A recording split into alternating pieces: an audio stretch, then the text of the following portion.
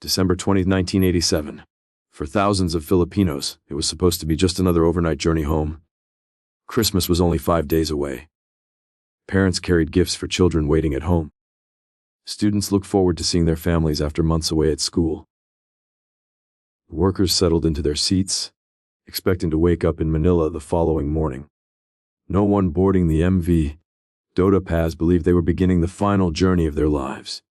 Just after 10:30 that evening, somewhere in the darkness of the Tablas Strait, the ferry collided with an oil tanker carrying thousands of barrels of gasoline. Within seconds, the night sky erupted into flames. Burning fuel spread across the sea, transforming what should have been an escape into a nightmare. Passengers trapped below deck searched desperately for a way out. Those who jumped into the water found themselves surrounded by fire. By sunrise, thousands of people had disappeared. Entire families were gone. Parents, children, many were never found. Today, the Dona Paz disaster is remembered as the deadliest peacetime maritime tragedy in recorded history. But this catastrophe wasn't caused by a single mistake. It was the result of a chain of failures.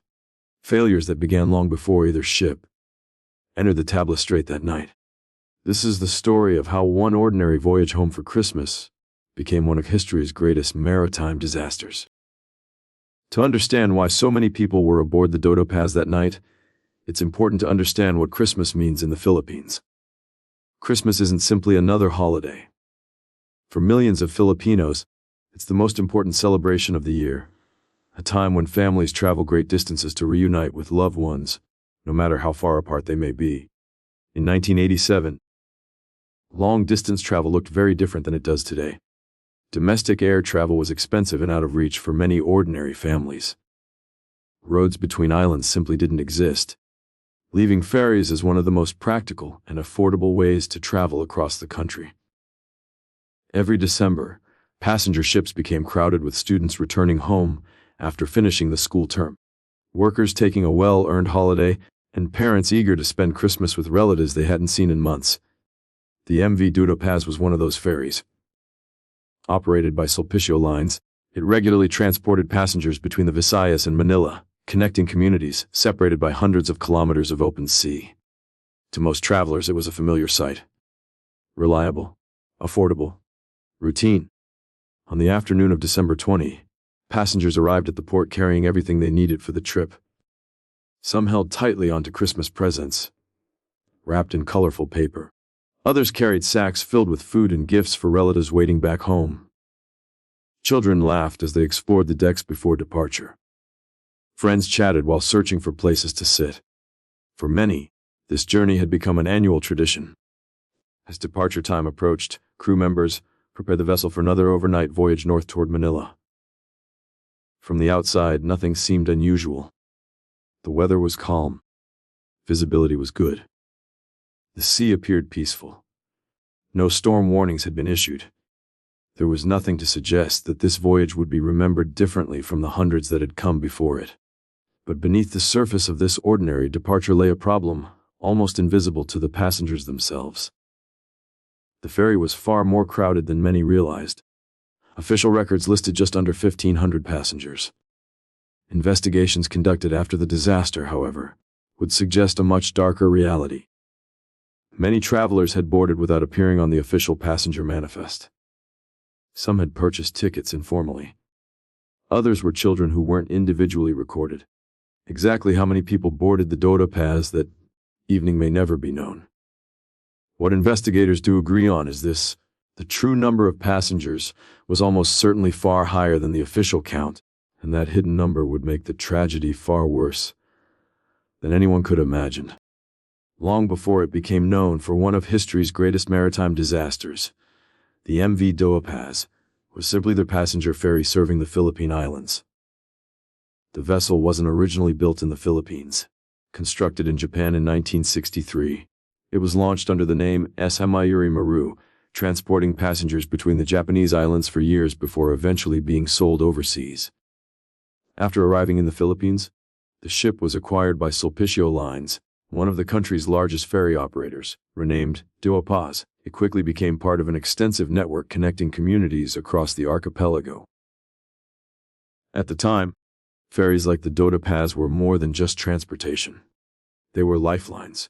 For thousands of Filipinos living across more than 7,000 islands, ferries carried students to universities, workers to new opportunities, merchants transporting goods, and families traveling home for holidays. On paper, the Dona Pass appeared well suited for the job. The vessel measured approximately 93 meters in length and was licensed to carry just under 500 passengers, along with officers and crew. Under normal circumstances, that capacity already made it one of the larger passenger ferries operating domestic routes. But Christmas travel rarely reflected normal circumstances. Demand surged every December. Ports became crowded. Tickets sold quickly. Families desperate to make it home often accepted standing room or informal arrangements simply to secure passage.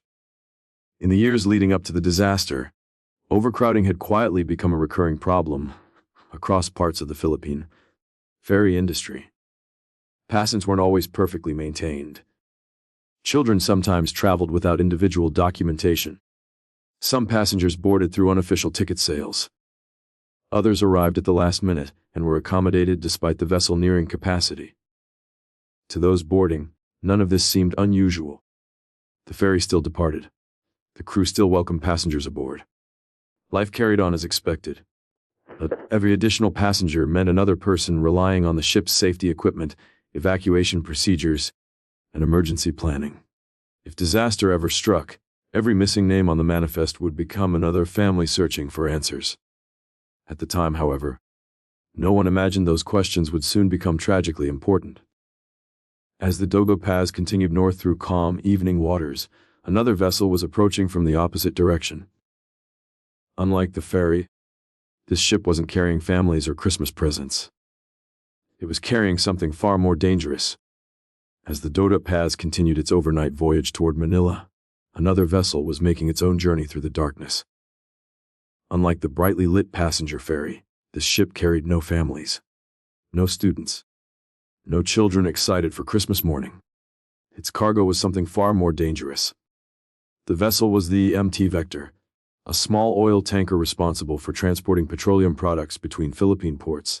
On board were approximately a free 800 barrels of gasoline and other refined fuel products. Cargo that, under normal circumstances, would safely reach its destination without incident. But investigations conducted after the disaster revealed that the Vector had serious problems long before that December night. The tanker reportedly operated with deficiencies that raised questions about whether it should have been sailing at all. According to official findings, the vessel lacked some of the proper certifications required for commercial operations management, maintenance, and regulatory compliance would later come under intense scrutiny. None of this was visible from the outside. To anyone watching from a distance, the MT Vector looked like any other cargo vessel crossing Philippine waters. Meanwhile, aboard the Dona Pass, passengers had settled into the quiet rhythm of an overnight voyage.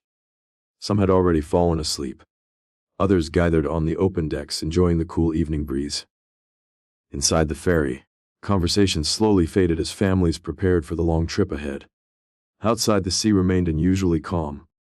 Visibility was good. The weather offered no warning. Nothing about the conditions suggested that disaster was only minutes away. Separated by miles of open water, the two ships continued toward one another. Neither vessel altered course. Neither crew recognized the danger that was rapidly closing the distance between them. What happened next remains one of the most heavily examined moments in Philippine maritime history.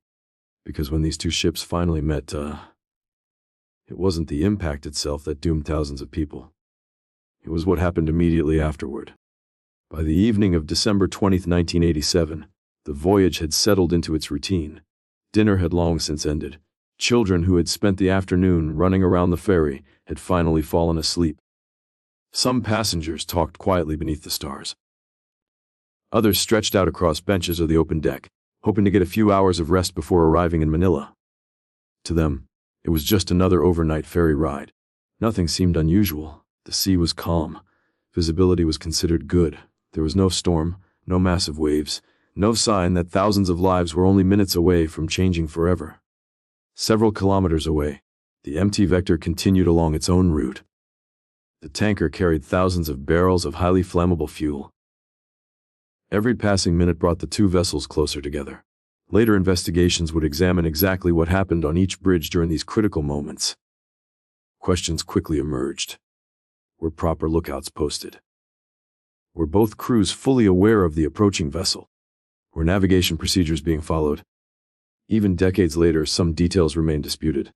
What investigators do agree on is this: neither ship successfully avoided the other. Just after 10:30 p.m., somewhere in the Tabla Strait, the distance between them disappeared. Passengers aboard the Dona Paz barely had time to react. Many never even saw the other ship. Then, steel slammed into steel. The collision itself lasted only seconds. The bow of the MT Vector slammed into the side of the Dona Paz with tremendous force, tearing through the passenger ferry's hull. For many aboard, the first sensation wasn't fear, it was confusion. Passengers were thrown from their seats. Others woke suddenly, unsure what had happened. Some believed the ferry had simply run aground. Then came the fire. The impact ruptured the Vector's cargo tanks. Thousands of barrels of gasoline poured into the sea before igniting almost instantly. Within moments, flames raced across the water. The ocean itself became an inferno. Fire climbed the sides of both vessels with terrifying speed. The Dona Paz was never designed to withstand something like this. Passengers who rushed toward the exits encountered smoke, intense heat, and growing panic. Inside the ferry, darkness quickly turned into chaos. Investigators later found that many passengers had little time to understand what was happening before escape routes became blocked by flames. Some survivors would later describe seeing walls of fire surrounding the ship. Others recalled hearing desperate cries for help from every direction. As the blaze intensified, electricity aboard the ferry failed. The lights went out. In an instant, thousands of people were trapped inside a burning ship in the middle of the sea. For those who managed to reach the open decks, another impossible decision awaited: remain aboard the burning ferry, or jump into an ocean covered in burning fuel. Many chose the water. Few knew what awaited them below. For those who escaped the burning ferry, the nightmare had only just begun. The instinct to jump into the water was understandable. The fire aboard the Dona Paz spread so rapidly that remaining on the ship often meant certain death. But the sea offered no guarantee of safety. The collision had released thousands of barrels of gasoline into the surrounding waters. In many places, the fuel had ignited. Flames floated across the ocean's surface, forcing survivors to search desperately for patches of water they hoped weren't burning. Some suffered severe burns before they even entered the sea. Others became separated from their families within seconds. Parents lost sight of their children. Children called out for parents who could no longer answer. The darkness made everything worse. Without lights, survivors struggled to determine which direction offered safety. Smoke filled the air. The heat from the burning ships could be felt even from a distance. Those fortunate enough to avoid the flames faced another challenge. There were very few life jackets. Many passengers had never received emergency instructions before departure. Unable to swim for long, some clung to floating debris. Pieces of wood, broken railings, fragments of luggage. Anything capable of keeping them above the water. Hours passed. The burning ships gradually disappeared into the darkness. The screaming slowly became quieter. For the handful who remained alive, the silence was almost harder to bear. One survivor would later recall drifting through the night, surrounded by bodies, praying that rescue would arrive before exhaustion claimed him. Another described trying not to look around, knowing that every movement in the water reminded him of people who had been alive only moments earlier. By sunrise, the scale of the tragedy would begin to emerge. As dawn broke over the Tabla Strait, the fire had finally begun to fade. What remained was silence. Rescue crews arrived expecting to find hundreds of survivors clinging to debris. Instead, they encountered a scene few would ever forget. The ocean was littered with wreckage from both vessels. Suitcases, pieces of the ferry, life jackets, personal belongings that only hours earlier had belonged to people traveling home for Christmas. Search teams scanned the water for anyone still alive. Against overwhelming odds, they found only a handful. In total, just 24 passengers and crew from the Dona Paz survived. From the MT Vector, only 2 crew members were rescued, Etc. Out of more than 4,000 people believed to have been aboard both vessels, only 26 survive. It was a number almost impossible to comprehend. As news spread across the Philippines, families rushed to ports and hospitals hoping for information. Many had no way of knowing whether their loved ones had boarded the ferry. Passenger manifests were incomplete. Some names were missing entirely. Children often traveled under a parent's ticket. Others had boarded without being properly recorded. For many families, there would never be a body to recover. The intensity of the fire and the vastness of the sea made identification extraordinarily difficult. In numerous cases, relatives were left without confirmation, forced to accept loss without the closure of a funeral. As authorities continued to piece together what had happened, one question grew louder than all the others. How could a disaster of this magnitude have occurred? The answer would expose a series of failures that reached far beyond the two ships themselves. In the days following the disaster, investigators faced an enormous task. How had two ships collided on a calm night with good visibility? And more importantly, why had the collision become so devastating? Official inquiries began examining every aspect of the voyage: the crews, the vessels, the companies that operated them, and the government agencies responsible for overseeing maritime safety. One of the first issues investigators examined was the passenger count aboard the Dona. The ferry was officially certified to carry around 500 passengers, but estimates suggested that more than 4,000 people may have actually been on board. Many passengers had reportedly purchased tickets that were never properly recorded. Others traveled under family tickets or through unofficial arrangements. Because of these incomplete manifests, authorities struggled to determine exactly how many lives had been lost. Attention soon turned to the MT Vector. Investigators discovered that the oil tanker had been operating under circumstances that raised serious concerns. According to official findings, the vessel lacked the proper license required to transport petroleum products. Questions were also raised about its seaworthiness, management, and regulatory oversight. These findings suggested that problems had existed long before the collision itself. The investigation also examined what happened on the bridges of both vessels during the final minutes before impact.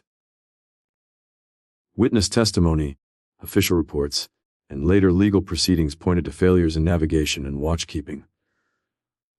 However, because so few crew members survived, many critical details could never be fully reconstructed.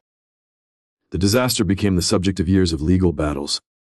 Responsibility was examined at multiple levels, from the operators of both vessels to the systems responsible for enforcing maritime regulations. The tragedy exposed weaknesses that extended far beyond a single mistake made on a single night. It raised difficult questions about safety standards enforcement and accountability across the entire ferry industry. Questions that demanded answers, not only for the victims, but for every future passenger traveling between the Philippine Islands. In the months and years that followed the disaster, investigations continued, court cases unfolded, and difficult conversations began across the Philippines. The tragedy exposed serious weaknesses in passenger accountability, vessel oversight, and maritime regulation. It became impossible to ignore the need for stronger safety standards. Over time, improvements were introduced throughout the country's maritime industry. Passenger manifests became more closely monitored. Safety inspections were strengthened. Emergency preparedness received greater attention. While no system is perfect, the disaster became a turning point that influenced how passenger ferries would be regulated in the years that followed.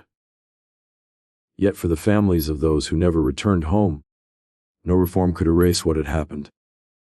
Thousands of children grew up without parents. Parents mourned sons and daughters they never had the chance to bury. Entire communities lost friends, neighbors, co-workers, and loved ones in a single night. Even decades later, the memory of the Dona Pass remains deeply woven into Philippine history. It is remembered not only because of the staggering number of lives lost, but because it serves as a reminder of what can happen when multiple failures are allowed to align. Poor oversight, incomplete records, operational shortcomings, small problems that, on their own, might have seemed manageable, until they combined into an irreversible tragedy. Today, passengers boarding ferries may never think about the events of December 20, 1987. Most simply expect to arrive safely at their destination. That expectation exists because every major transportation disaster leaves behind lessons paid for at an unimaginable cost. The story of the MV Dona Paz is ultimately more than a disaster. It is a story about responsibility, about accountability, and about the importance of learning from the past before history has the chance to repeat itself. Because while ships can be rebuilt, lives cannot. Today, the Tablas Strait looks peaceful. Fishing boats pass through these waters. Passenger ferries continue their daily routes. Children laugh aboard ships heading home to their families. To someone seeing this place for the first time, there is almost nothing to suggest that one of history's deadliest peacetime maritime disasters happened here. The ocean remembers differently. Beneath these waters lies the final resting place of thousands of people who never reached home. Parents, students, workers, families simply trying to spend Christmas together. Their story survives not because of the disaster itself, but because every generation has a responsibility to remember what was learned from it. History is filled with tragedies that began with small mistakes, an overlooked inspection, an incomplete passenger list, a safety rule ignored. One decision rarely causes catastrophe on its own. It is when many failures happen together that disaster becomes inevitable. The story of the MV Dona Paz reminds us that safety regulations are often written in response to lives already lost. Every checklist, every inspection, every emergency drill, every passenger count exists because someone, somewhere, paid the price for its absence. The victims of December 20, 1987, deserve more than remembrance. They deserve a future where the lessons learned from their tragedy continue to protect others. Because the greatest tribute we can offer is ensuring that history never repeats itself.